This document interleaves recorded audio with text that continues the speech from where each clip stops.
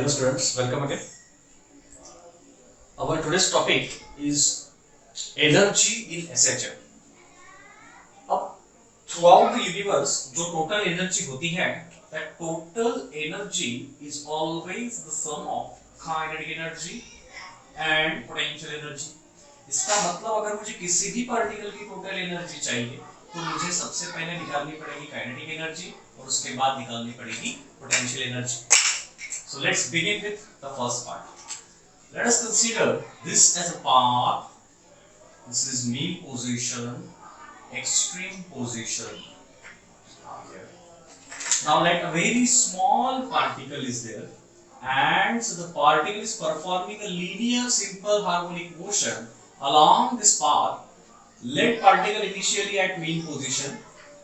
थोड़ी देर बाद वो यहाँ जाएगा, फिर यहाँ जाएगा, फिर यहाँ जाएगा. अब ये जो छोटे छोटे आगे बढ़ रहे हैं, ये क्या है? ये डिस्प्लेसमेंट्स है.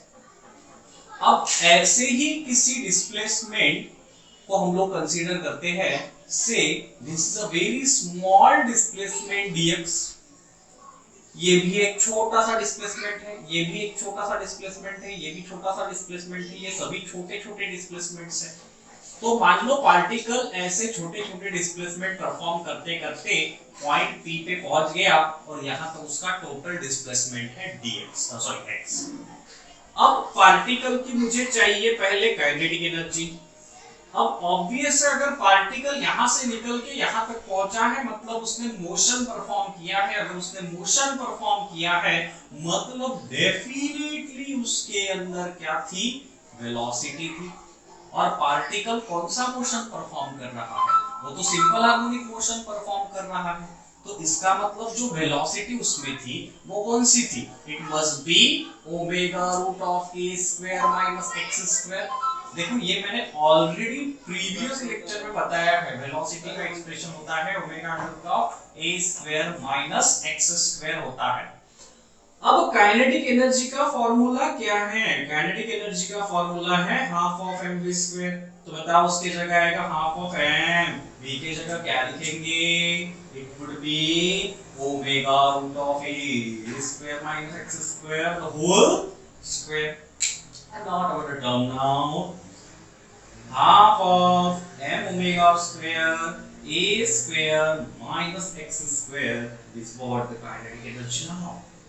इसे हम लोग बोलेंगे काइनेटिक एनर्जी. इसको और एक चीज लिख सकते हो. देखो m ओमेगा स्क्वायर यहाँ पे आया है. m ओमेगा स्क्वायर का मतलब ही होता है k. देखो याद होगा k equal to m omega square, जिसको हम लोगों ने रिस्टोरिंग फोर्स कांस्टेंट बोला था. तो मैं काइनेटिक एनर्जी का फार्मूला ये भी तो लिख सकता हूँ half of k a square minus x square. So both these are the formulae for getting the kinetic energy. इसके फार्मूले है ये काइनेटिक एनर्जी. इसके फार्मूले अब मुझे निकालनी पड़ेगी पोटेंशियल एनर्जी. अब जो एनर्जी निकालनी है वो कौन सी एनर्जी है? वो पोटेंशियल एनर्जी है. तो देखो पार्टिकल मीन पोजीशन से निकलकर एक्सट्रीमिटी के तरफ बढ़ रहा है और उस दौरान वो छोटे छोटे डिस्प्लेसमेंट कवर करते हुए पॉइंट P पे पहुंचेगा. जब वो पॉइंट P पे पहुंचेगा तब उसका टोटल डिस्प्लेसमेंट x होगा. इसका मतलब ये छोटे छोटे dx जब मैं मिला लूंगा तब मुझे डिस्प्लेसमेंट x मिलेगा. अब ये छोटा सा डिस्प्लेसमेंट परफॉर्म करने के लिए पार्टिकल को यहां से यहां तक जाना पड़ा. देखो एक ऑब्जेक्ट जब अपनी पोजीशन छोड़ के दूसरी पोजीशन पे जाता है, अगर मैं किसी चीज को उठा के यहां से यहां रख दूं तो मैंने कुछ काम किया, मैंने कुछ वर्क परफॉर्म किया. और वो वर्क डन क्या होता है? वो वर्क डन होता है force applied multiplied by displacement. Work done कितना होता है? Force multiplied by displacement. मतलब अगर ऑब्जेक्ट मान लो यहाँ पर था, अब इस पे मैंने फोर्स अप्लाई किया. मैंने फोर्स अप्लाई करने के बाद ये यहाँ से यहाँ तक गया, तो फोर्स जितना अप्लाई करूंगा उतना डिस्प्लेसमेंट रहेगा, उतना ही फोर्स इनटू डिस्प्लेसमेंट का वैल्यू रहेगा, उतना ही मेरा वर्क डन रहेगा. अब जितना वर्क डन रहेगा उतनी ही एनर्जी मैंने दी है. अब इसका मतलब यहाँ पर work done force into displacement से निकलेगा और ये वर्क डन मतलब ही क्या रहेगी? ये वर्क डन मतलब ही पोटेंशियल एनर्जी रहेगी. तो बताओ पोटेंशियल एनर्जी निकालने के लिए मुझे क्या निकालना पड़ेगा? Work done. उसका फार्मूला है फोर्स इनटू डिस्प्लेसमेंट. अब देखो पार्टिकल को यहां से यहां तक खींचता हूं मैं, मान लो मेरे पास कोई स्प्रिंग है, मान लो मेरे पास कोई स्प्रिंग है। अब इस स्प्रिंग को मैंने खींचा तो इस तरीके से वो इलोंगेट होगी, और छोड़ दिया तो वापस वैसे ही आ जाएगी। तो जिस फोर्स से मैं इसे खींचूंगा वो फोर्स F है, और जिस फोर्स से ये वापस आएगा वो रिस्टोरिंग फोर्स है। और मुझे पता है ये जो फोर्स है और रिस्टोरिंग फोर्स है ये सेम रहेगा, और ये जो रिस्टोरिंग फोर्स होता है it is directly proportional to negative displacement है F equal to minus of kx। ये शायद तुम्हें याद हो, ये भी हम लोगों ने प्रीवियस लेक्चर्स में डिस्कस किया है। रिस्टोरिंग फोर्स का फार्मूला बनता है minus of kx। Restoring force का फार्मूला क्या बनता है? माइनस ऑफ kx बनता है। इसका अगर मैग्नीट्यूड लोगे तो यार माइनस साइन तो हट जाएगा, है ना, माइनस साइन हट जाएगा। और वैसे भी माइनस साइन कब आता है? जब हम लोग पार्टिकल को यहाँ से यहाँ लेकर के छोड़ देंगे तब वापस आने के लिए माइनस साइन लगेगा, लेकिन यहाँ से अगर हम लोग आगे लेके जा रहे हैं तो माइनस साइन लेने की जरूरत नहीं है। तो अब आगे बढ़ते हैं। अब यहाँ पर देखेंगे potential energy is work done, and work done is equal to force into displacement. Now let very small, let for small displacement dx, मैं ये छोटे से डिस्प्लेसमेंट dx के बारे में बोल रहा हूं। The force required is less, hence the work is also small.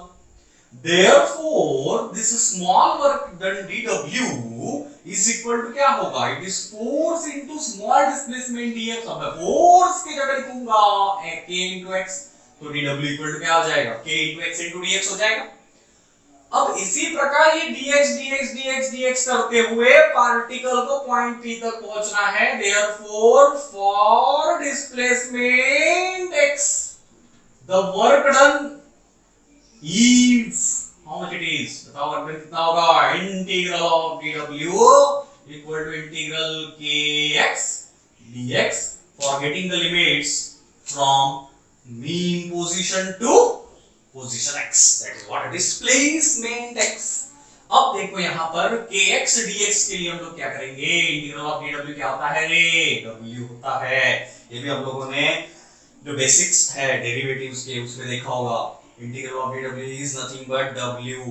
अब यहाँ पे k क्या है? k तो कांस्टेंट है, उसे बाहर निकाल लेंगे। Integral 0 to x x dx, right. k into integral of x dx क्या आता है? x स्क्वायर बाय 2, और इंटीग्रेशन के लिमिट्स कहां से कहां तक है? 0 से x तक है। तो बताओ ये पोटेंशियल एनर्जी मतलब क्या होगा? वर्क डन कितना होगा? It would B k into, अब यहाँ पर सबको आता है, पहले अपर लिमिट का वैल्यू पुट करेंगे, it would B x, lower limit का वैल्यू है 0, तो ये आ जाएगा x स्क्वायर बाय 2 माइनस 0। तो बताओ वर्क डन क्या हो जाएगा? k into x square by 2, मतलब पोटेंशियल एनर्जी क्या हो गई? Half of k x square, that is half of m omega square x square. ये हम लोग बोल सकते हैं किसका फार्मूला है? पोटेंशियल एनर्जी का फार्मूला है।